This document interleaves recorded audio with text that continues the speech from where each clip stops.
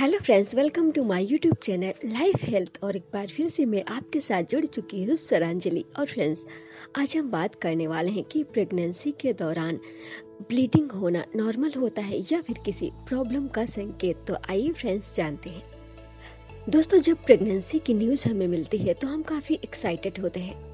और प्रेगनेंसी के शुरुआती महीने होते हैं, उसमें हम एक्साइटेड भी होते हैं और नर्वस भी होते हैं।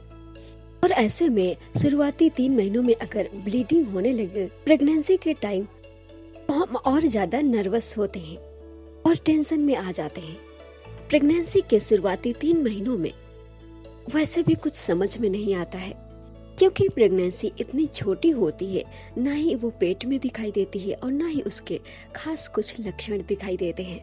तो ऐसे में अगर प्रेगनेंसी के दौरान ब्लीडिंग हो जाए तो आपको क्या समझना चाहिए और क्या करना चाहिए। तो आइए फ्रेंड्स जानते हैं। फ्रेंड्स, अगर आप एक महिला हैं और प्रेग्नेंट हैं और प्रेगनेंसी के 3 महीनों में अगर हल्की ब्लीडिंग हो जाती है तो ये नॉर्मल होता है, घबराने की जरूरत नहीं होती है। क्योंकि ब्लीडिंग का एक कॉमन रीजन होता है, वो है इम्प्लांटेशन, यानी कि जब गर्भ बच्चेदानी के ऊपर चिपकता है उस पर ब्लड सप्लाई चालू होती है और वो आगे बढ़ना स्टार्ट होता है। तो कभी कभी इस प्रक्रिया के दौरान खून की जो नसें होती हैं वो खुल जाती हैं, उसकी वजह से थोड़ी सी ब्लीडिंग होती है।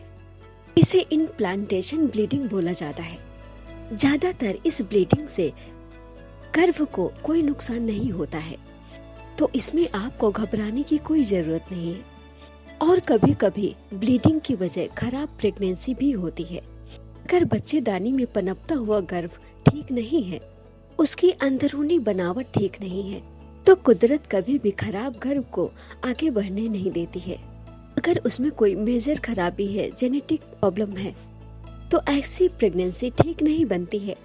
इसलिए भी ब्लीडिंग होना स्टार्ट हो जाती है, क्योंकि बच्चेदानी इस गर्भ को आगे नहीं बढ़ने देना चाहती, उसे रिजेक्ट कर देती है। और जब गर्भपात होने वाला होता है तब भी ब्लीडिंग होती है। अगली जो वजह होती है ब्लीडिंग होने की, बच्चेदानी के मुंह पे मसा या छाला होता है, उसकी वजह से भी ब्लीडिंग होती है। गर्भावस्था के दौरान बच्चेदानी के अंदर खून की सप्लाई बढ़ जाती है। बच्चेदानी के मुंह पे जो ग्रंथियां होती हैं उनकी भी सप्लाई और उनकी जो ग्रंथियां होती हैं और उनमें निकलने वाला जो पदार्थ होता है वो भी बढ़ जाता है। बच्चेदानी का मुंह सॉफ्ट हो जाता है, तो इस वजह से भी कभी कभी वहां से ब्लीडिंग स्टार्ट हो सकती है। खासकर उस कंडीशन में जब बच्चेदानी के मुंह पे मसा या छाला होता है, तो इससे गर्भ में पल रहे बच्चे को कोई भी नुकसान नहीं होता है। ये कॉमन फैक्टर होता है। प्रेगनेंसी के शुरुआती जो 3 महीने होते हैं उस दौरान डॉक्टर्स जो दवाएं देते हैं उसकी वजह से भी कभी कभी ब्लीडिंग हो सकती है कुछ महिलाओं को। तो अगर थोड़ी बहुत ब्लीडिंग होती है तो आपको घबराने की जरूरत नहीं है, ऐसा नॉर्मल होता है।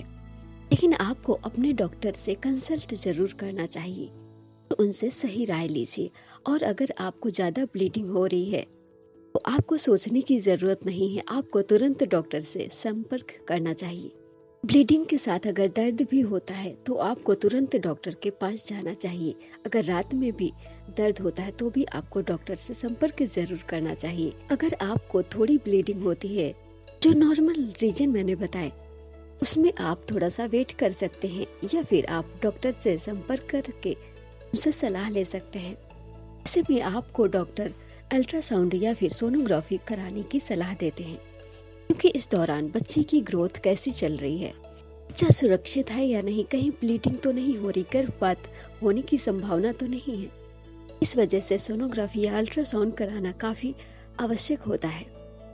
तो फ्रेंड्स, अगर आपको ये जानकारी पसंद आए तो प्लीज वीडियो को लाइक करें, शेयर करें। साथ ही चैनल पे पहली बार विजिट कर रहे तो प्लीज चैनल को सब्सक्राइब करना ना भूलें। Bye guys.